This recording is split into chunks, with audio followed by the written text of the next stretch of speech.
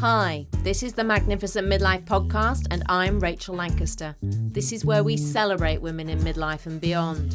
We challenge the status quo and bash those negative stereotypes about being an older woman.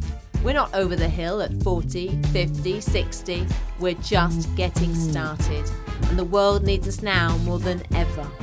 I'll be talking all things midlife, about issues that matter, and sharing fabulous stories of amazing women doing very cool stuff.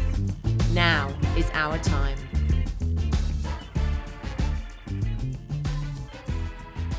My guest today is Karen Newby. She's a nutritionist who's been practicing nutritional therapy for over 10 years. Her areas of specialism are women's hormonal health and especially menopause. She has a new book coming out at the end of September 2022 called The Natural Menopause Method, a nutritional guide to menopause and beyond. And this woman knows so much about food and perimenopause, and I'm really excited to have you here, Karen. Welcome. Oh, thank you, Rachel. Great to be here. So we connected on social media because I was seeing some of your videos and what you were talking about, and I thought I absolutely have to interview this woman because so much of what you are saying aligns with what I'm thinking, but I go from the gut and you have the knowledge and you've studied this, so you know what you're talking about and you can use all the right words. So I'd love to start by asking you, I'd like to take it back to even before perimenopause, because I know that you help women at all stages of their hormonal journey. So what can women do to prepare themselves for perimenopause so that when perimenopause starts, they're nutritionally in the best place possible? Yeah. And I think it's really important because a lot of women go through most of their menstruating years sort of not thinking or sort of putting aside all this PMS and all this pain that they might be feeling, or lack of sleep, or mood swings. And we're sort of taught from a very early age to sort of just put up with it and just get on and try our best to sort of hide it, really. And I think the generations are changing. I think I have two sons, but their friends, daughters, your daughters of women of tomorrow, I think they are much more aware of their cycles, and they are much more happy to talk about these things. I mean, our generation has just been, has been amazing for changing the conversation about menopause, but it's been a long time coming. So I don't think our daughters are necessarily going to have the same issue. However, I do lots of talks with younger women in my sort of corporate sphere as well, and through my patients, when it's about really harnessing the sort of the power of your cycle. And I think for a lot of women, we're not the same every day throughout the month, psychologically and physically. And I never forget sort of, looking into kind of how Chelsea FC women would actually train with their female players, is that they would actually work with their cycle, which I just thought was Wow. fascinating, and should be done. And they would do certain drills, would really train hard when they at certain points of the month when they felt really strong, but they wouldn't do drills like in the first half of their month, because our estrogen is very high, and that can mean that we're much more flexible and bendy, because in order to make way for pregnancy, etc. But they were finding they were getting lots of kind of ligament tears and things like that when they were doing this, or the drills that run in different directions very quickly. So they changed that to the latter part of their cycle, and then the first part of the cycle they were doing more strength training and things like that. And I was just like, that's fascinating. And actually, from a nutritional perspective, there are definite ways in which we can support our cycle to help minimize the amount of symptoms I see of women with cramping, PMS, really bad mood swings, and sort of sleep disturbance. So if you're suffering with any of that, it's really important to get those. I basically want all of my patients just for their period just to arrive, and they don't even remember, they don't even realize. Whereas for most women, they spend at least a third, or a quarter to a third of their month we have 440 periods thereabouts in our lifetime. And that is a lot of days, isn't it, of our year that we spend a quarter of the month, if not a third, feeling rubbish. And that can either be the week leading up to your period, or the next few days afterwards. Especially if you're dealing with heavy periods, you can feel really washed out and no energy.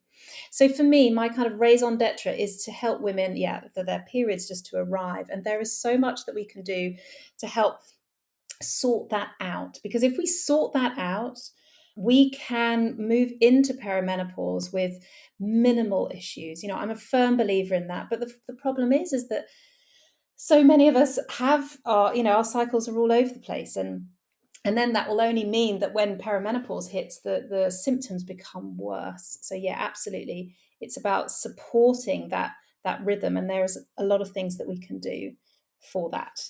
For example, an easy win is if you're getting PMS crampings or if you get mid-cycle migraines, magnesium. It's such an easy win. So, Epsom bath salts. If you start your Epsom bath salts a week before your period is due, and then we can help support magnesium in the body, and you won't get those cramps, or you shouldn't get too many of them. Anti-inflammatory foods a week before your period as well, because our periods are a big inflammatory event. Menopause is a big inflammatory event. So if we can help support ourselves with lots of anti-inflammatory foods generally, because most of our diet is very pro-inflammatory. So I talk a lot about that in the book, because 100 years ago we would have had about omega-6 which is more inflammatory, and omega-3 is the more anti-inflammatory oils.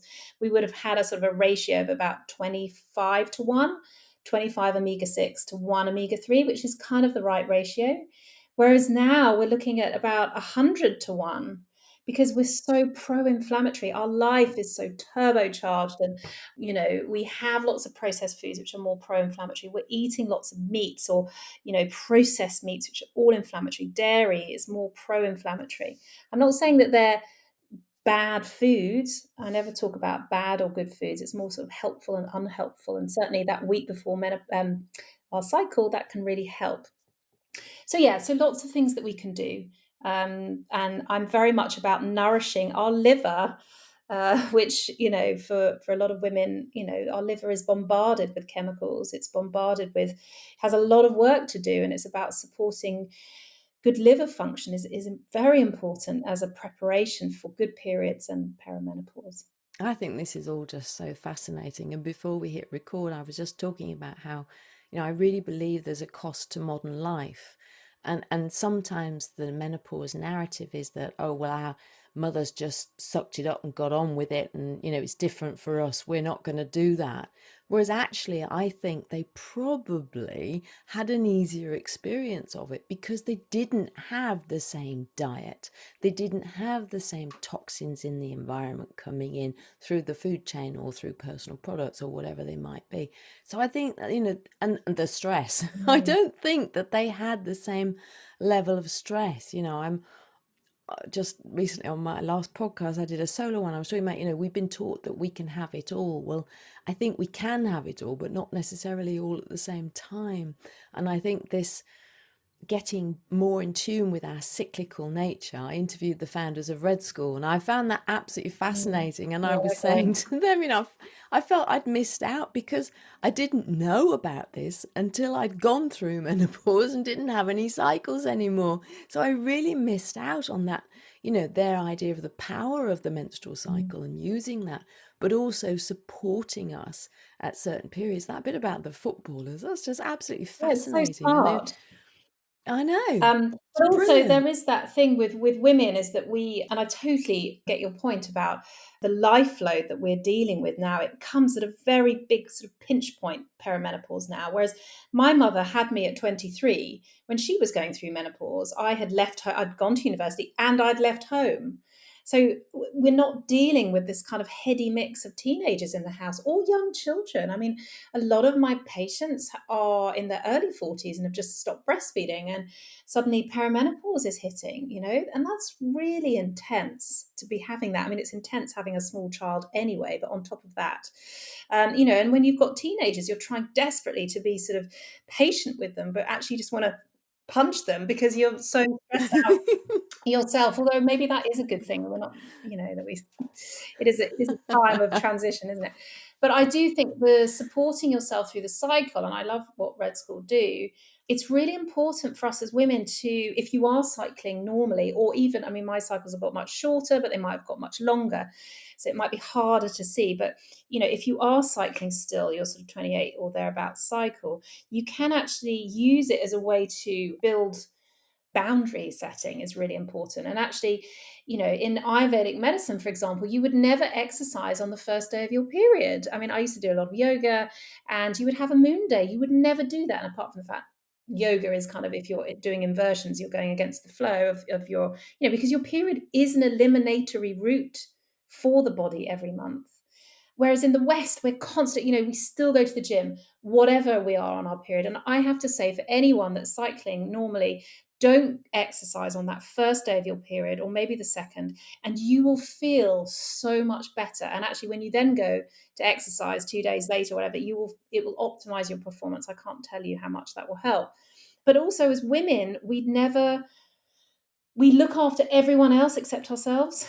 And the cycle, if you tune into your cycle, if you know when you're coming on in a couple of days, whatever, you just say, no, I'm going to rest. I'm not going to say yes to every social occasion. I'm going to be really careful with my alcohol because my liver is really working hard. And that's why if you drink around your period, you can feel really rough after, even a glass of wine. So just having some self-care, putting up those barriers, but also when you feel amazing, which is usually post-period up until sort of mid-cycle, optimize that, go to the, really go for it, exercise-wise, work-wise, and then know when to sort of take the brakes off a bit, because it's about optimizing your performance, even at, the world of work. But going back to a generation ago, our mothers didn't go through it as badly as we are because they weren't working as much. Those baby boomers, they would work, but that mortgage wasn't based on two salaries. The financial strain that we have, and also just that emotional strain of, again, being often at the top of our career. I work a lot with women who are C-suite and they suddenly can't present anymore because they've got massive head fog, or they're sleeping terribly. And sleep is such a thing that women silently deal with, or lack of, especially at perimenopause. And it's not, that's why I see it as a women's rights issue, because men don't have to do that. They're in their fifth, they haven't changed much since they were 19. And, that's when workplace equality just falls apart, really. So, yeah, there's a Wow, lot. there's just so much we could talk about, isn't there? Really is. I mean, it when you start digging into this, it's so much bigger than it at first appears. There's so many But there's so many levels to it. yeah. Yeah. And then we have to talk about medical bias and the lack of, I'm not on HRT, but I'm very much a complementary practitioner. And I'm very much about, look, have as many different things in your toolkit, take what you need to take.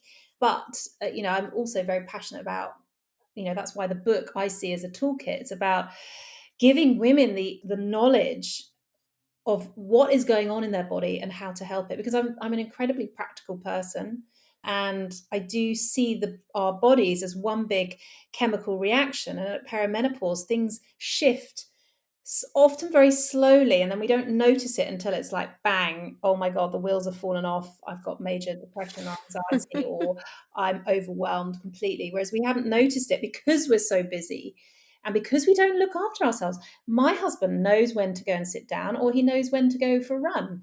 He won't feel guilty about that, whereas we just feel guilty about everything. Yes, we do. We've got to stop that. And we've got to, as well, I always feel about menopause, we've got to be proactive about it rather than it's something that's happening to us and we react to it. If we can actually take control of it, we can have a much better experience of it, can't we? Yeah. That's what I think, Yeah. anyway. And putting ourselves at the top of that to-do list is really, really hard. And I get it.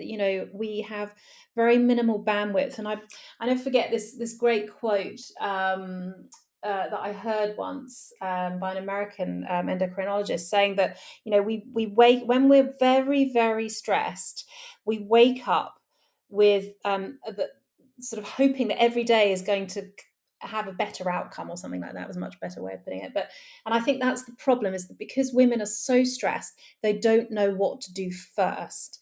And there's Mm, so much noise out there. It's often the very simple little things that then cause that ripple effect. Because, I am a realist. I'm very practical. I'm not going to tell anyone that they need to then suddenly start spending hours cooking for themselves, because that's just not realistic. Um, mm. and for a lot of us, we're cooking for young children, or, we don't want to be suddenly short course chefing. But there is a lot that we can do. And often it's about adding things in rather than taking things out.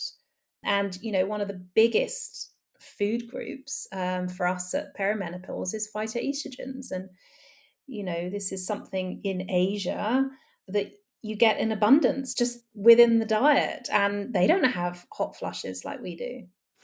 I know, I know. We talked, didn't we? We realised we had a China connection before we hit record, and I was telling you that I have been inspired to explore all these different things about menopause because of my background in China and East Asia, and the way I've seen not just the diet, but the way older women are more revered than they are here. They don't have the same ageism that we do, although it's changing. They're learning from us, which is not good, and I need to stop that. I need to try and fight that. But yeah, the phytoestrogens, I mean, to me, it just makes complete sense. Just get more organic, unprocessed soy in your diet. And I am the biggest fan on this planet of ground flaxseed. I mean, Mhm. I just Me think too. it's amazing. Yeah, me too. That's the thing. You don't need to, if you're not a friend of tofu, you don't need to be eating soy. But ground flaxseed and ground linseed, and also all the sort of the brassicas, the pulses, phytoestrogens get a bit of a bad rap because people, and rightly so, when the name itself makes people think, oh, well, that I'm putting in estrogens, and there's much talk about xenoestrogens, which are not good for us, and unfortunately are so omnipresent in our modern day food chain and lifestyle and pollution and herbicides and pesticides and what we're putting on our skin, etc. And they build up in the body and they cause problems. They can, sort of affect our estrogen balance in a bad way. Whereas phytoestrogens are from food, are incredibly helpful. They're incredibly helpful at perimenopause when our estrogens are roller coastering. So actually at the start of perimenopause, we can actually get a hyperstimulation of estrogen where the body is like, one last, come on, you need to get pregnant again. And that's when we can start to get aches and pains or heavy periods. Estrogen is very proliferative in the body, which is why we get fibroids and endometriosis and certain kinds of breast cancer, because they all are related to this kind of, they're all estrogen fed. So, if you've got a history of fibroids, if you've got a history of lots of aches and pains before your periods, if you've got a history of heavy periods or breast cysts or, water retention or heightened PMS, even, because high estrogen, although it is linked to a calming neurochemical called serotonin, it can also stop the breakdown of adrenaline and noradrenaline and cortisol, which is why sometimes we can get that horrible kind of overwhelmed and wired feeling. And phytoestrogens, they have this wonderful way of blocking, when we have too much estrogen, blocking receptor sites on our cells, and mimicking estrogen, but in a very weak form. And they mimic estrogen, they're not estrogen themselves. And then they're also really helpful at menopause or post-menopause, or even when we get those dips in estrogen at perimenopause. They're very helpful because they help to support, a very sort of weaker form of estrogen in the body. So, I certainly know when I haven't had my ground linseed or my tofu, or I take phytoestrogens in a supplement form as well. Although if you have got any sort of supplements I'm going to talk about today, please just if you're on any medication, or if you are a breast cancer survivor, you need to speak to your healthcare professional about that, because phytoestrogens in supplement form certainly isn't something that I would recommend for post breast cancer, for example. And only because, but phytoestrogens in food, I would.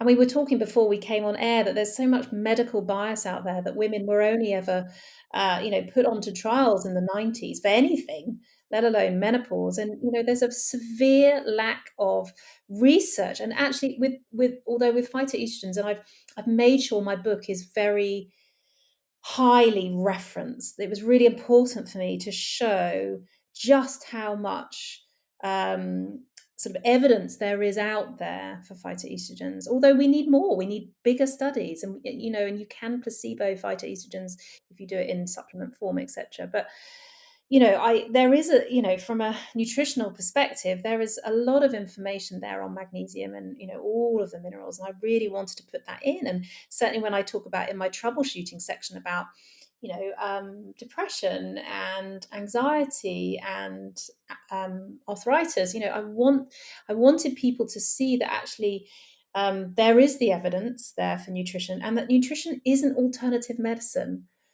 Yes. That it's medicine Yes, yes, too, yes. it's medicine too. I mean, It's food. yeah, and again, in Asia, having spent, 5 years in Vietnam and then in Beijing, it was evident to me that even in the hutongs of Beijing, if they're just the street sellers or whatever, they would know, for example, not to heat their oil too much and would put some water in. And I just found that fascinating. It's like, we cook with such rancid oils in this country. We've sort of forgotten how to cook, or it hasn't been passed down. I think food processing in the 70s and 80s, we sort of missed that from all of that information from our post generations. The fermented food thing, I mean, that's not new.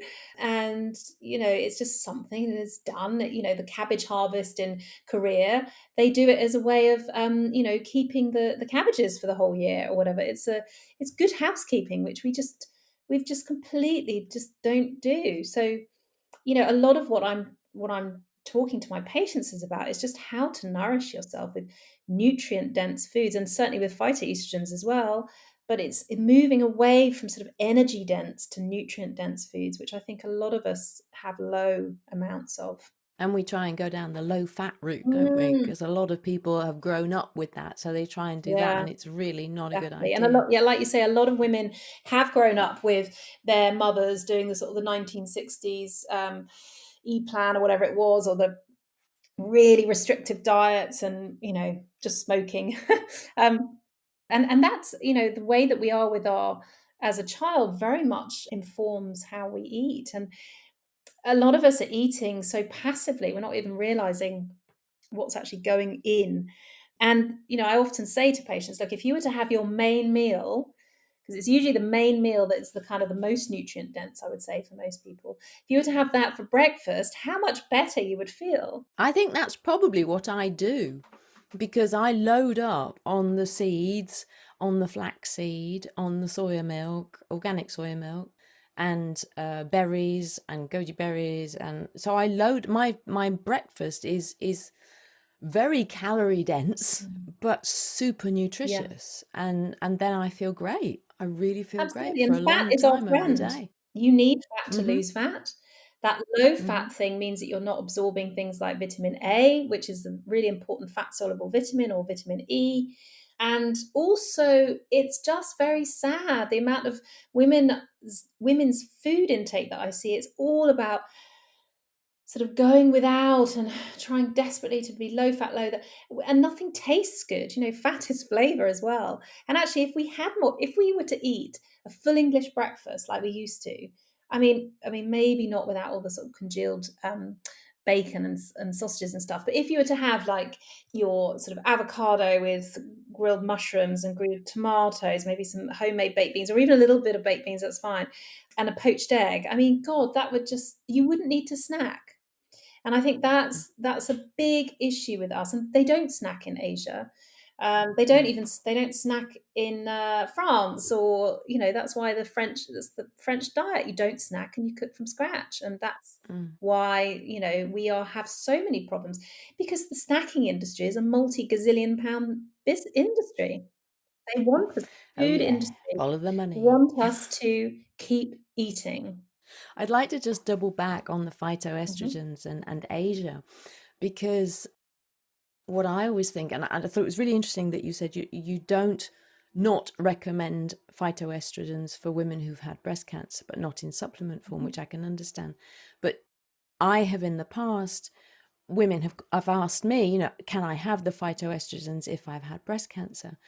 And I don't have any empirical evidence to go with, Mhm. but I go with my gut because having lived in China and having been aware of the very low incidence of breast cancer in China, given the high phytoestrogen diet that they eat, and knowing that actually when the women start to get breast cancer, it's because they've adopted more of a Western lifestyle. So when they move to the West and they start eating a Western diet, and particularly dairy and particularly more meat, then they start getting breast cancer. But traditionally, it's been incredibly low. And I remember one of the things when I was in China was that milk, dairy, was referred to as rich people's food. It was something that they couldn't have. They didn't have, and they didn't really have any desire to have it either because No. they were happy with what they were having. But I find that really interesting that traditionally these societies, it's the Western diseases, they don't have them. We have different diseases here because we eat Mm. differently and we live differently. Yeah, I mean, the dairy thing, when I was in Vietnam, the dairy industry from New Zealand and Australia were massively trying to get in there, because actually the Vietnamese wanted to eat more dairy because they thought it would make them taller, actually, like the Dutch. But the dairy that was coming in was highly sweetened because actually in Asia, you can't get fresh dairy kind of products. But dairy is, we don't need a dairy herd to survive. And, Asia, they don't, apart from in India, they will cook with some ghee, but actually, and they will have a lot of yogurt actually in certain parts of India anyway. But most of the time, it's, Thailand, Laos, all that food is dairy free. And we will still get our calcium, and we will still, Hmm. we're not going to be a pool on the floor because of bad bones. And osteoporosis isn't a symptom of perimenopause, but it can increase postmenopause, and it's not because of the calcium. We have so much calcium in our diet. It's about the other micro minerals that in a much more plant-based diet, like if you think about Asian food, that you're getting all of those micronutrients like magnesium and zinc and boron and manganese that are needed for your bones, not just calcium. And dairy, you know, I mean, I'm not vegan, and I do cook with butter, but apart from that, I'm pretty much dairy free because it's really not very helpful. And actually, we're the only mammal that drinks another mammal's milk, which is kind of weird. But culturally, That's what it's I so say. culturally, it is so ingrained because of breastfeeding and then going on to formula. And formula is actually based on cow's milk.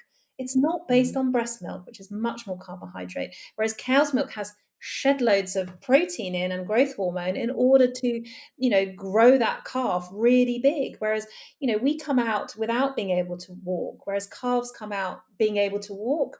And the reason we don't is because our brain is so big, and we need to, our body needs to catch up with our brain. But we need completely different nutrients. I always think if we were to have a sort of a monkey's milk, that would be more similar to our genus. So, I mean, the thing with breast cancer is that there are multifactorial factors there. And I don't think we can unfortunately, the research isn't there to show a causation between, phytoestrogen intake and breast cancer. However, there is a lot of research out there that shows the protective effects of linseed, for example. And actually, people are, linseed and linseed oil as being protective. And these are foods, and they have the phytoestrogens. It's the lignans in the linseed meal, which is just so beneficial.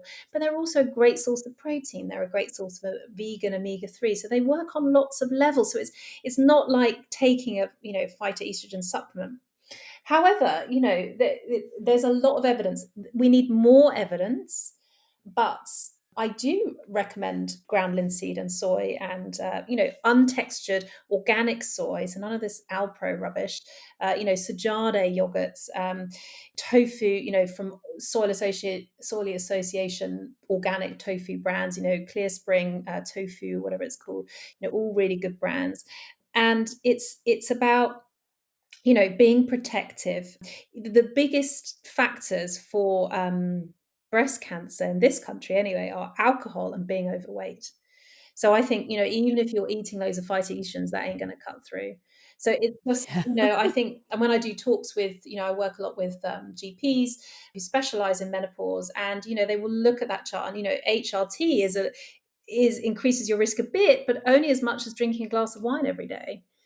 So absolutely, when we do see shifts in health outcomes, when Japanese people, for example, move to the UK and take on a Western diet, and like Indian diets as well with diabetes and things, but yeah, it's tricky. There's a lot of factors, I would say, but from the evidence that I have seen, there is nothing out there that says that phytoestrogens increase your risk as well from food, and I think that's Mm. important. There's been no evidence for that, and because they're in such a wide variety of foods, I have to have faith as a nutritionist that because they're in such a wide variety of foods, they're not going to be sort of dangerous. And there's often sort of talk Mm. about, brassicas and thyroid and goitrogens. It's like, oh my God, soya and goitrogens. It's only if you eat loads of it and if it's not Mm. cooked. There's sort of scare stories of these foods. I don't know. I mean, everyone is individual. Some foods don't work for some people, like fermented foods. If you've got IBS, no way do you want to go back there, but you want to eat fermented foods. But I don't know. I just think food always first. And, I love my job because actually, if you work with food, it's only going to do good. It's not going to be detrimental. So, what are the first signs of perimenopause that you see? Because often it just creeps up on us, and well, I would say 90% of the time it seems to creep up on us. Certainly crept up, well, it didn't creep up on me, it was like hit me smack in the face. But so what are the first signs that Okay, well, you I notice? I generally see in my practice it's usually the psychological symptoms, which can be low mood, bordering on depression, because I think a lot of women in their early 40s or late 30s go to the GP and get prescribed antidepressants, Hmm. which actually the NICE guidelines do state that if you've never had depression before and you're in in that area, that you shouldn't be given it. So just something to be aware of. Losing joy and in things that you used to find joyful, that's a big thing. And that really knocks us for six because we're suddenly like, well, why aren't I getting joy from my partner or my job or my children or things that I used to like doing? And that's really scary to suddenly feel quite empty. And actually that is depression. And lack of motivation is another one, and feeling overwhelmed and fatigue. So physically, I would say fatigue is a big one. Suddenly feeling exhausted all the time, however much sleep you get. And then physical symptoms that tend to come as well, or maybe a bit later, is sudden weight gain, especially around the middle, and heavy periods. And they're all related to this kind of imbalance that happens at the start of things happening, whereas your cycle. So I think for a lot of women, because they think that their cycles are 28 days still, that hasn't changed, that they can't possibly be in perimenopause, although I think that is changing. I think now that we're talking about it a lot more and talking about this kind of 5 to 6 years before menopause, which is essentially one day, that hyperstimulation of estrogen can increase the lining of the womb. As I say, estrogen is proliferative. That's why we get fibroids and clots and things like that in our blood, in our periods. So that causes a heavier flow, and then of course the heavier flow, we're losing iron. So then we're feeling fatigued, and unfortunately, if we're low in iron, which most women are, and teenage girls as well, my God, then we're going to get heavier periods as well. because that iron can sort of constrict the blood vessels of the uterus to stop such a heavy flow. So it becomes catch-22. But our metabolism changes at perimenopause. So we start to become more insulin resistant, which then means that we need more insulin to deal with glucose, and that means more weight gain. And then we start getting this sort of weight around the middle, which is more male pattern of weight gain, actually. As our estrogen, as I say, we're roller coastering. And if you think we've got a hyperstimulation of estrogen, then that's crashing. Everything in the body is about balance. And if we've suddenly got high estrogen, then our progesterone is not going to be in balance. And progesterone is what is linked to anxiety and what is linked to insomnia. And that was the other thing as well, stopping being able to sleep or waking up a lot in the night. And progesterone is linked to a neurochemical in the brain called GABA, which helps us get into a light sleep. So if progesterone is off and if estrogen is dominant, that can cause that kind of imbalance. Everything about the body is balanced, and that's why we have a tricky time. But that's why sorting out your periods before you get into perimenopause helps it. It helps the sort of the highs and the lows.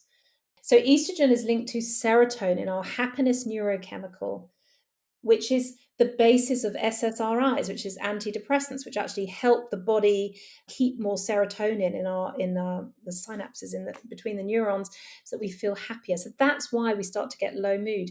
Estrogen is also linked to dopamine, which is about motivation and reward. That's why we can lose motivation. So for me, it's about sort of helping women see from a biochemistry perspective, really, what's going on, so we can actually think, okay, I'm not going mad. There are biochemical reasons why this is happening. That's half the battle, and then you're like, okay, I don't need to do a Thelma and Louise or I don't need to, although maybe sometimes we do, or a Shirley Valentine.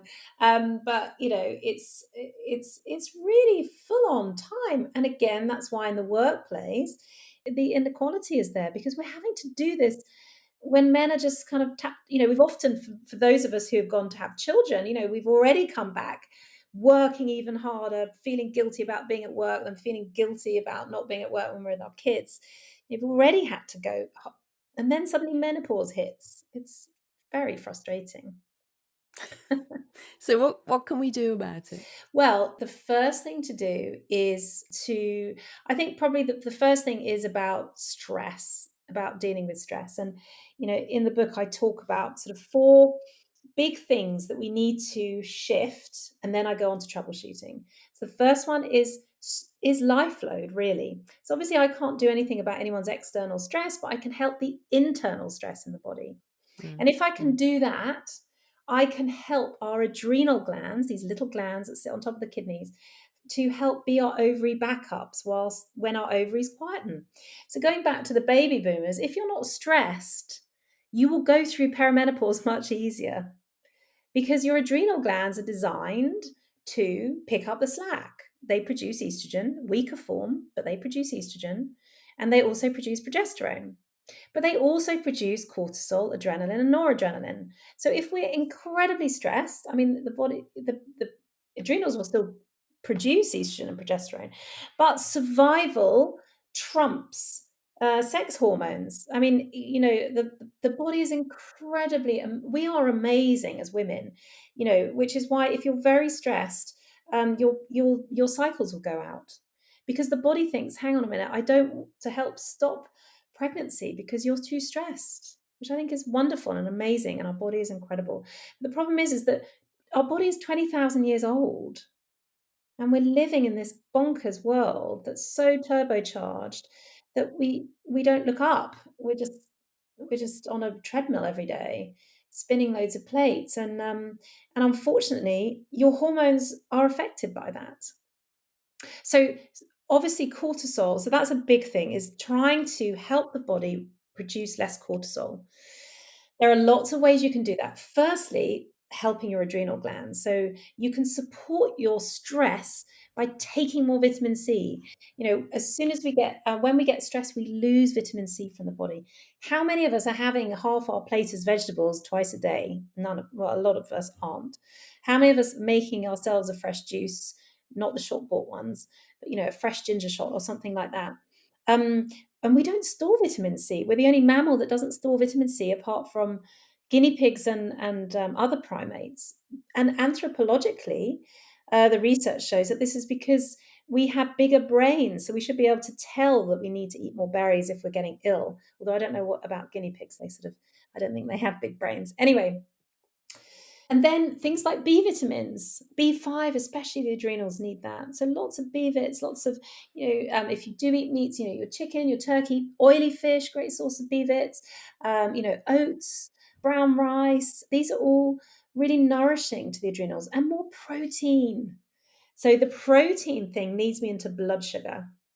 So if we have a low in blood sugar, so if you feel shaky, faint, hangry, need to eat now, can't feel a different person after eating, which most of my patients do, that's a sign of lows in blood sugar.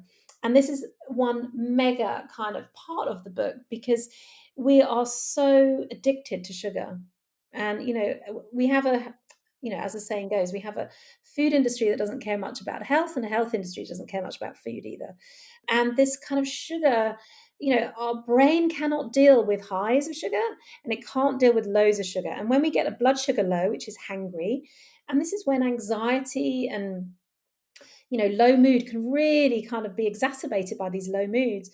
The brain kicks out loads of cortisol and adrenaline. It's knocking on the adrenals, bring the blood sugar back up, because I cannot deal without my steady flow of glucose. So you crave crap, because you need to bring your blood sugar back up really quickly. So blood sugar balancing is really important. I mean, the amount I've saved marriages by helping people's blood sugar. More protein, like the breakfast you described, more protein at breakfast will help. The biggest problem, the biggest meal issue in this country is breakfast, because we think that breakfast is from a very refined kind of carbohydrate that's been on a shelf for years.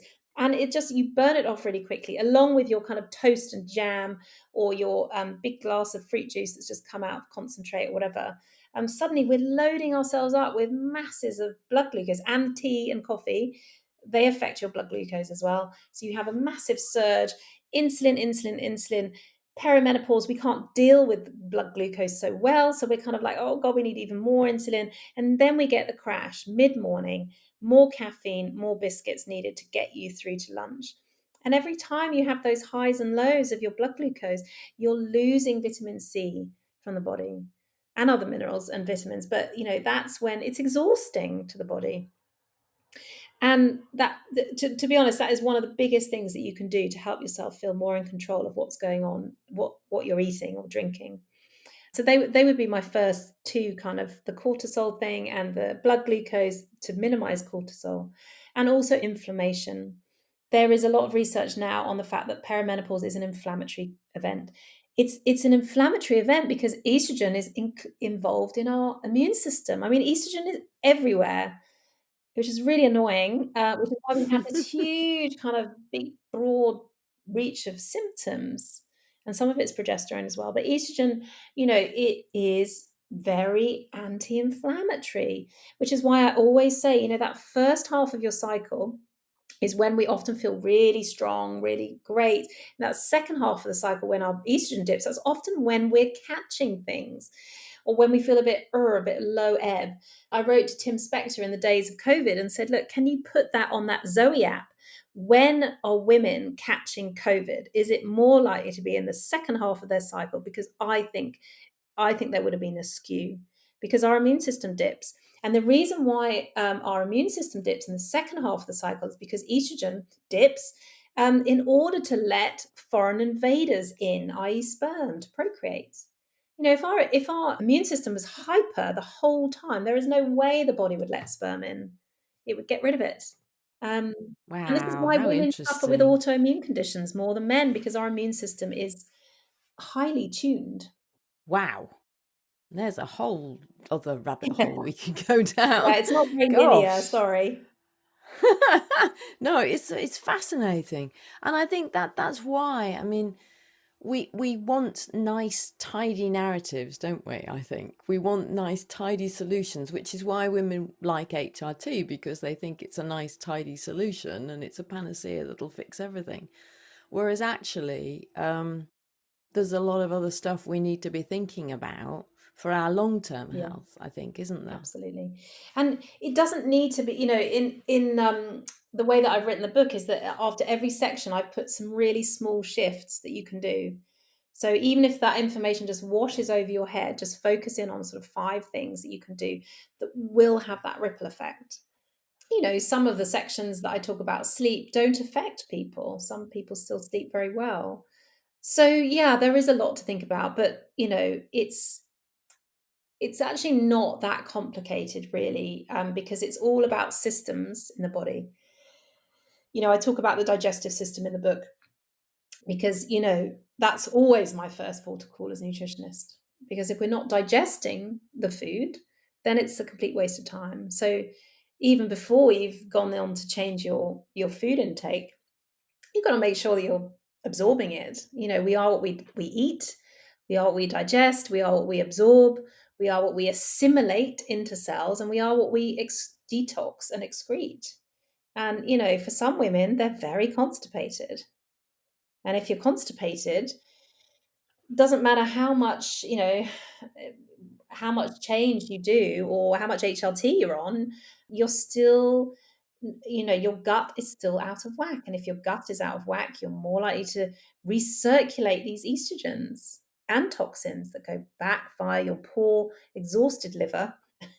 And that can affect your hormones, which is why a lot of women do suffer. That's why a sort of a gentle cleanse, which is what's in the book as well, is so beneficial, because actually it helps to support your liver and your gut, which everything to do with hormones is about your liver and your gut. And our liver doesn't have any pain receptors on it. It can't tell us if it's in need of some TLC, although there are lots of sort of signs and symptoms. But we need it to help us support thyroid hormone, for example. So the thyroid has a massive impact.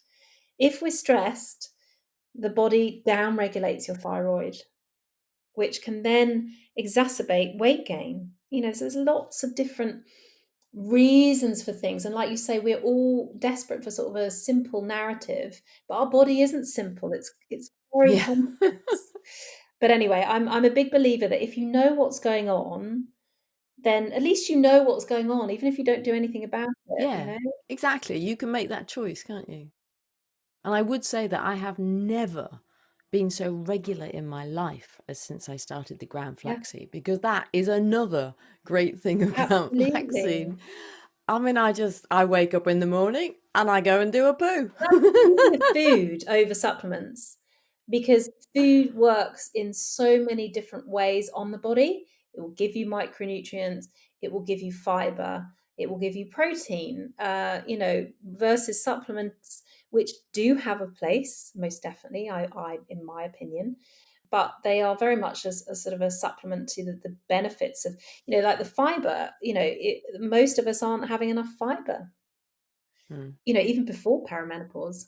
Okay, so we could talk for hours, I know, but we're not going to be able to. So just to wrap up, okay, if you could give like 5 or 6 or 4 or whatever your very very top tips for your quick solutions for women who are struggling, what would you tell them? Okay. Well, my first one would be to have hot water and lemon on waking. No tea or coffee.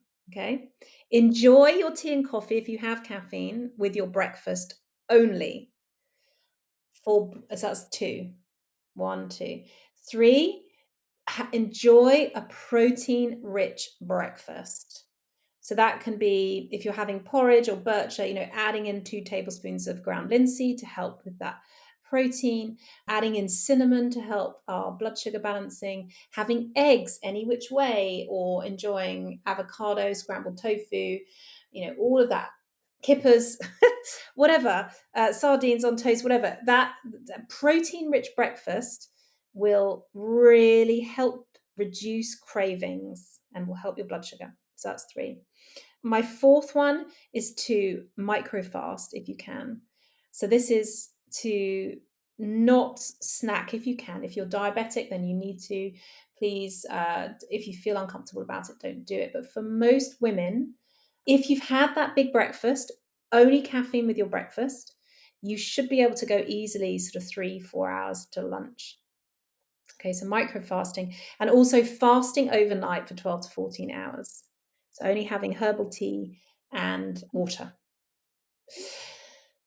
Number 5, I would say take time to eat. Don't eat on the go. Try not to eat in front of a screen, although I know that's difficult. Because if we are not conscious of what we're eating, we then forget that we've eaten, and then we want to eat more, or it's not satisfying. I'm very much about food as celebration, food as community. And then my last one, which is 6, would be to make more food in the evening, like tray bakes. I have loads of recipes I've gleaned online that I put in my free sort of this Whisk app, my community pages. You can look at the on-the-go lunches, etc.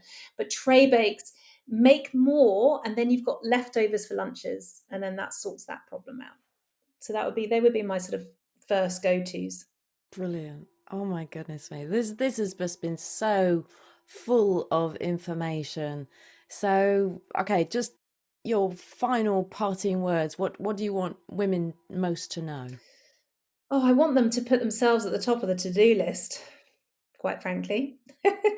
And actually, there's a great saying that if a woman changes, everything around her changes too. And I think most of us are below our pets on the to-do list. So just look after yourself, put yourself top.